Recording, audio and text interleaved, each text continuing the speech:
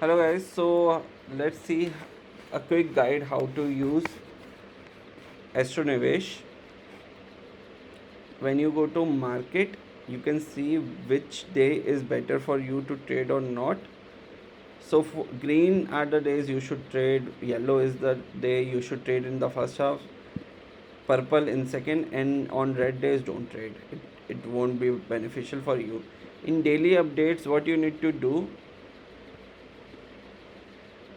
okay, for Monday it's showing bearish, and then see if Dhrubak Chakra, you see like what is the overall market trend. You can go and check individual uh, type of sectors, and you can see how market will market. This is like your double check.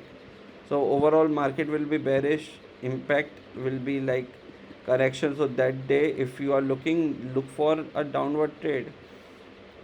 So that's how you need to use. You can go over here and check like which stock to enter, okay, or exit. It shows directly. Then which sector if you want to check for long term. Jupiter is a long term stock. Just see buy over here. Rahu, Ketu and Saturn, they are very stock. So you can go short on these stocks, these sectors, and you can find their names over here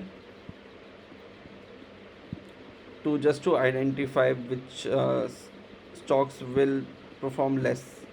So Rasa Kadha will perform worse than Va O Ja A Ka Pa. So that will be there. So you can use it very easily. It's very easy, and check it if it is a good day or not. Tomorrow is a good day to go short. People going short tomorrow will gain a lot. So that's how you analyze it. You can check the next day extremely bearish, so you can hold your trades, PE position. Then market will be like little uncertain, so lot of volatility on Wednesday,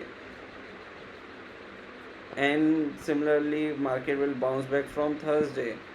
So good for long term holdings. That day you can start building your position. So that's how you use AstroNivesh. So hope you like this video. Please log on to astronivesh.com and start using the indicator. Thank you.